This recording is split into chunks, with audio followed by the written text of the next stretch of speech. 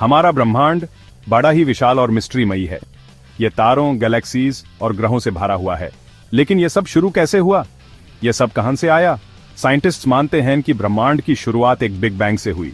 यह कोई आम विस्फोट नहीं था, बल्कि स्पेस और टाइम का एक्सपेंशन था। इमेजिन करो एक छोटा सा दाना, एटम से भी छोटा, जिसमें पूरे ब्रह्मांड की एनर्जी समाई हुई थी। यह दाना बहुत ही गर्म और डेंस था। फिर करीब 13.8 बिलियन साल पहले इस दान का विस्तार शुरू हुआ और यह विस्तार आज भी जारी है। जैसे जैसे ब्रह्मांड का विस्तार हुआ, यह ठंडा होता गया। इस ठंडक ने मैटर को बनने दिया। बिग बैंग थ्योरी ब्रह्मांड की उत्पत्ति के बारे में हमारी सबसे बेहतर एक्सप्लेनेशन है। इसके पक्ष में कई प्रूफ्स हैं, जिसमें कॉस्मिक माइक्रोवेव बैकग्राउंड रेडिएशन भी शामिल है। यह रेडिएशन बिग बैंग की एक हल्की सी आफ्टरग्लो है। ब्रह्मांड का अध्ययन करके हम असल में समय में पीछे देख रहे हैं। दूर तारों और गैलेक्सीज से आने वाली लाइट को हम तक पहुंचने में बिलियंस ऑफ ईयर्स लग गए हैं। बिग बैंग के तुरंत बाद के पाल रहस्य में डूबे हुए हैं। हम इस पीरियड को प्लांक इपॉक कहते हैं। यह बहुत ही कम समय के लिए रहा, सेकंड का एक छोटा सा अंश। प्लांक इपॉक के दौरान ब्रह्मांड बहुत ही छोटा, गर्म और डेंस था। फिजिक्स की लॉज जैसे हम जानते हैं वो अप्लाई नहीं होते थे। सोचो, नेचर की 4 fundamental forces, gravity, electromagnetism, strong force और वीक फोर्स। प्लैंक इपॉक के दौरान ये फोर्सेस एक सिंगल सुपर फोर्स में एकजुट थी। जैसे जैसे ब्रह्मांड का विस्तार हुआ और ठंडा हुआ, ये फोर्सेस अलग होने लगी। हम अभी भी ये समझने की कोशिश कर रहे हैं कि प्लांक इपॉक के दौरान क्या हुआ था। इस पीरियड का अध्ययन करने से ब्रह्मांड के कुछ बड़े राज खुल सकते हैं। प्लांक इपॉक के बाद ब्रह्मांड स्पीड से एक्सपेंशन के दौर में प्रवेश कर गया, जिसे इन्फ्लेशन कहते हैं। इन्फ्लेशन के दौरान ब्रह्मांड का साइज कई गुना बढ़ गया। इमेजिन करो एक बलून जो बहुत ही स्पीड से फूल रहा है। जैसे जैसे ब्रह्मांड का विस्तार हुआ और ठंडा हुआ, फंडामेंटल फोर्सेस अलग हो गई। इससे पहले पार्टिकल्स बेने क्वार्क्स, लेप्टन्स और बोसन्स। ये पार्टिकल्स सारे मैटर के बिल्डिंग ब्लॉक्स हैं। ब्रह्मांड अभी भी बहुत गर्म था। ये पार्टिकल्स के एक कॉस्मिक सूप की तरह था जो लगातार कोलाइड और इंटरैक्ट कर रहे थे। धीरे धीरे ब्रह्मांड इतना ठंडा हो गया कि क्वार्क्स कंबाइन होकर प्रोटॉन्स और न्यूट्रॉन्स बना सके। ये पार्टिकल्स एटम के न्यूक्लियस में पाए जाते हैं।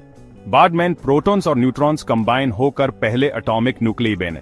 ब्रह्मांड अभी भी इतना गर्म था कि एटम्स जैसे हम जानते हैं एक्सिस्ट नहीं कर सकते थे। इलेक्ट्रॉन्स, नेगेटिवली चार्ज पार्टिकल्स जो न्यूक्लियस के चारों ओर घूमते हैं, अभी भी बहुत स्पीड से मूव कर रहे थे।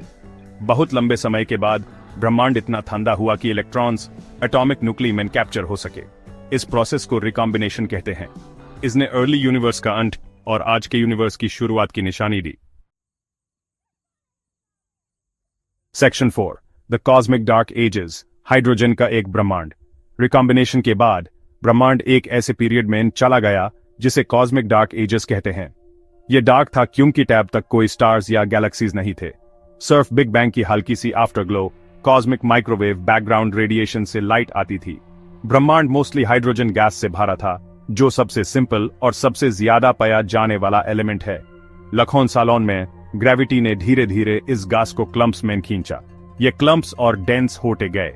आखिरकार इन क्लम्प्स की अंदर प्रेशर और टेम्परेचर इतने बढ़ गए कि न्यूक्लियर फ्यूजन शुरू हो गया। ये वो प्रोसेस है जिसमें हाइड्रोजन एटम्स फ्यूज होकर हीलियम बनाते हैं और इस प्रोसेस में बहुत सारी एनर्जी रिलीज होती है। पहले स्टार्स का बर्थ हुआ। ये स्टार्स बड़े और कम लाइफ वाले थे। वो सुपरनोवा के रूप में एक्सप्लोड हुए और यूनिवर्स में हैवी एलिमेंट्स फैला दिए।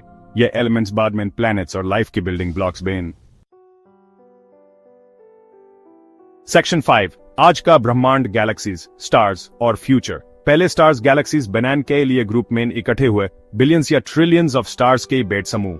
हमारी अपनी गैलेक्सी मिल्की वे ऑब्जर्वेबल यूनिवर्स में बिलियंस ऑफ गैलेक्सीज में से एक है। ब्रह्मांड का विस्तार और डेवलपमेंट जारी है। स्टार्स बॉर्न होते हैं, अपना लाइफ जीते हैं और डी हैं। गैलेक्सीज कोलाइड हैं और मर्ज होते हैं। गैलेक्सीज के सेंटर्स में ब्लैक होल्स छिपे हुए हैं जो स्पेस और टाइम को वॉर्प करते हैं। हमने ब्रह्मांड के बारे में बहुत कुछ जाना है, लेकिन अभी भी कई राज हैं। डार्क मैटर क्या है? वो इनविजिबल सब्सटेंस जो यूनिवर्स में ज्यादातर मैटर बनाती है। डार्क एनर्जी क्या है? वो मिस्टीरियस फोर्स जो यूनिवर्स की एक्सपेंशन को स्पीड दे रही है।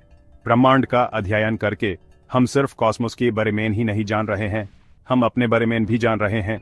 हम भी स्टार्स जैसे ही चीजों से बने हैं। हम इस विशाल और एंशिएंट ब्रह्मांड का हिस्सा हैं।